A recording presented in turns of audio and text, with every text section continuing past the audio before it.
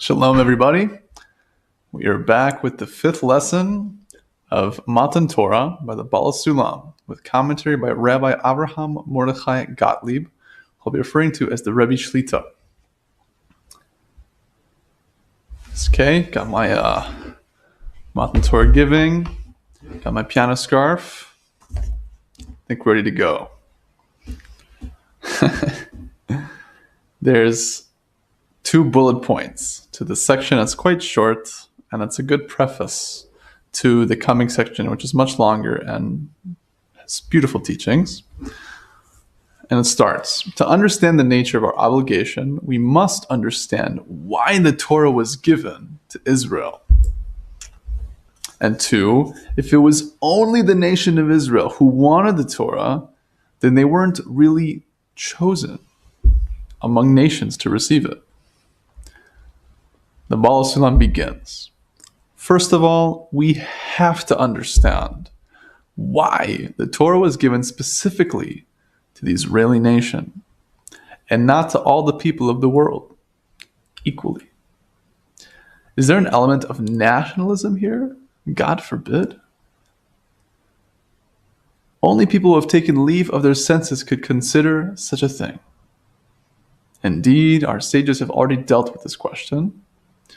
For what was their intention when they said, in Avodah Zarah to be, in the Talmud, that the Holy One, blessed be He, went around to every nation and dialect, but they didn't accept the Torah, as is well known. Let's read that again. By the way, we are on page 65. Section 5 that we're on starts at the bottom of page 64 with the 2 headers. Again, Baal HaSulam begins. First of all, we have to understand why the Torah was given specifically to the Israeli nation and not to all the people of the world equally. Is there an element of nationalism here? Heaven forbid. Only people who have taken leave of their senses could consider such a thing. The Rebbe Shlita says on the spot, only people who have taken leave of their senses could consider the possibility that God has some national preference. That is, that God prefers one nation over another. For it is possible for a person of flesh and blood to prefer one person over another, or one society over another. But regarding the Holy Blessed One, who created every single created being and illuminates and gives light to all, preference is completely inapplicable. I think the Rebbe Shlita here is giving a basic psychological understanding of projection. We are all living a subjective reality, hopefully searching for objectivity, and trying to reach the absolute truth, which we are taught is available. Slowly but surely, we rise to it. But in the meantime, we're projecting our egos, we're projecting our own reality, our own opinions, our own view of the world. Every person is a world in themselves, we are taught. And so every person is the center of the universe. So it makes sense that a person can give preference and say, this is better than that, and I prefer this. But the Rebbe Shlita's point here, as well as the Baal HaSulam's, is there can't be. Now, someone could challenge that and say, well, there's many Pesukim, there's many verses in the Torah and Tanakh that describe the Creator's love for Israel. It's not so explicit with His love for nations, but there are also Pesukim, verses, that talk about His love for all of humanity in the sense that everyone will come to know God and experience God. So with that said, how do I understand this? How do we understand this?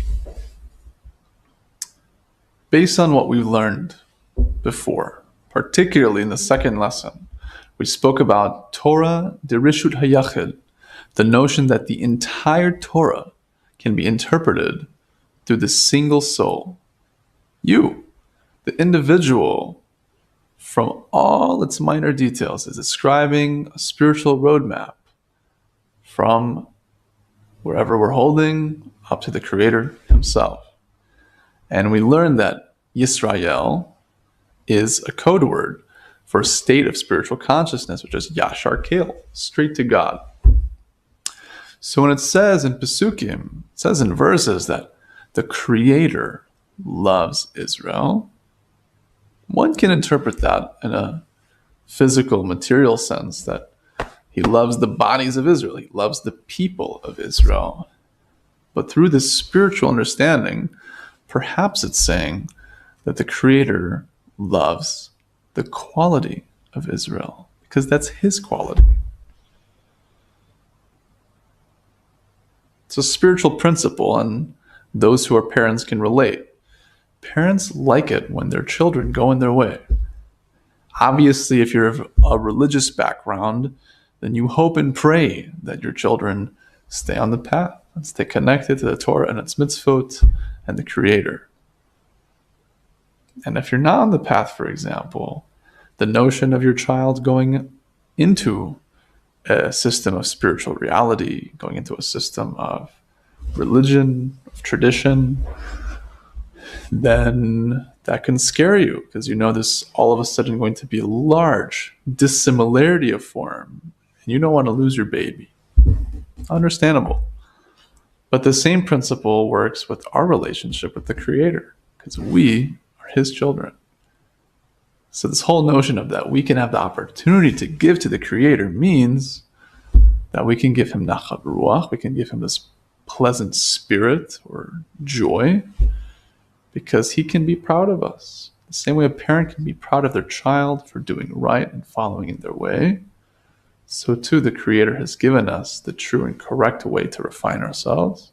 And if we follow in such a path and reach Yisrael, reach Yashar Kel, which means all of our actions, speech, deed, and thought are for the sake of heaven,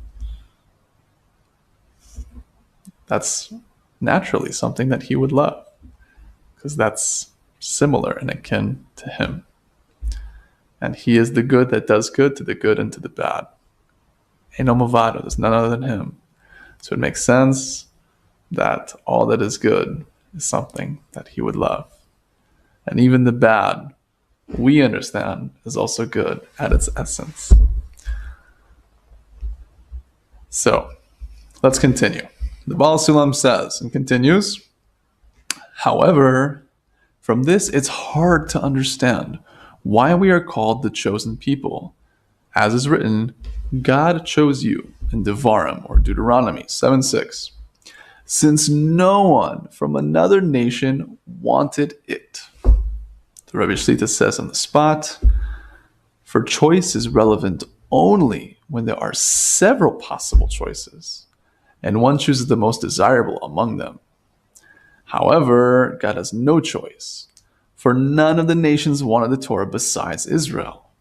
So why is Israel called the chosen nation? Good question. The Baal HaSulam continues, furthermore, the story itself is questionable. How could it be that the Holy One came with his Torah in his hand and negotiated with the people of these wild lands? Nothing like this has ever been heard of, and is completely counterintuitive.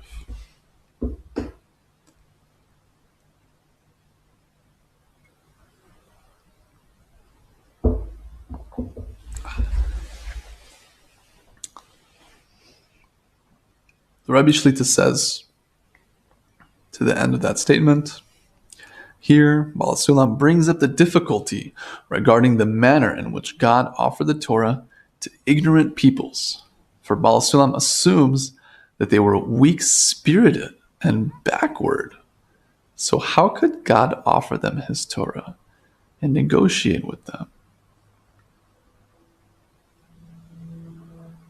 So again, how can Israel be called chosen if the Creator had no choice? He asked everyone. He went to everyone else first, as we are taught. And they said no. So how could it be a choice? There's only one option. And then how could such a thing even happen? How could the Creator even go to those who are unable to receive it? Why start there? And that's how this section ends. The next section goes into answering these questions. And I'd like to give my brief interpretation and ideas regarding why this is. First of all, the Creator is above space and time. He was, is, and will be, and He's beyond all that. A mind-boggling idea. Even the notion of infinity is a construct of His. He is beyond infinity. He's beyond all concepts that our mind can grasp. By definition, He's above our reason. So too, when we go above our reason, above our seichel, our intellect, above our das, our own knowledge, that's actually how we connect to Him, because that's also something that's a defining quality of His. He's beyond our understanding. But I digress. Because God is above space and time, obviously He knew that these nations who were seemingly coarse, backward, weak-spirited, would not be able to accept it. But He went to them anyways. I believe that that is the Creator telling us, showing us, and planting the seeds to describe that this notion of Israel that He loves, that He wants to be one with Him, is actually all of humanity. Yes, it just so happens that there's people born into the inner part of the nation. But Israel as an overarching entity is more vague, because those who are not Jewish can also follow the Torah. They can follow the Noahide laws or categories. There's 7 laws, but really those laws go into different laws. It's a little bit deeper than the 7, but in any case, these 7 categories. And they're also regarded as the nation of Israel. They're part of the nation. They might not be Jewish specifically, but they're part of Israel. And they too can reach exalted states of consciousness, and at their level reach some degree of Yashar Kale, of being straight to God. They have their tools, and Jews have more responsibility, so to speak, because we have so many more laws and opportunities to go against our nature and refine our egos and to give to the other through the Torah and its mitzvah. So God offered these nations Torah because in the future, at this exalted time that we pray for every day, and we have full faith, hopefully, that such a reality will manifest as we've been promised. Because we live in a program, we live in a system, and it's still loading, and it has to finish. There's a point A, and there has to be a point Z. There's a point Aleph, and we will get to Taf. And we call ourselves Israel because that's the future tense. In reality, we're Yaakovites. Israel is the second name given to Yaakov that describes his great spiritual stature. It's his spiritual name, so to speak, as opposed to his more physical name, which is Yaakov. So in reality, we're Yaakovites. The Jews of today are not necessarily Israel in the deepest sense of the word, as we've learned in prior lessons, which, by the way, the playlist is in the description, as well as other amazing resources to free PDF downloads, as well as other books to purchase and the like, and this amazing learning and school of thought of Ashlag. So we call ourselves Israel because we know that's what we're coming to. We know it's inevitable that we will reach such a state of consciousness. So we call ourselves by our future reality. So to all of humanity, in a way, is Israel. For the time being, there are nations and there is Israel. There are distinctions. But every person on this planet has the potential to become one with God. Otherwise, they would not exist here. Those are the words by the Rebbe Shlita. There's not a person that came into existence that is unable to reach their potential. All the tools are at their disposal, and they have the free will to choose.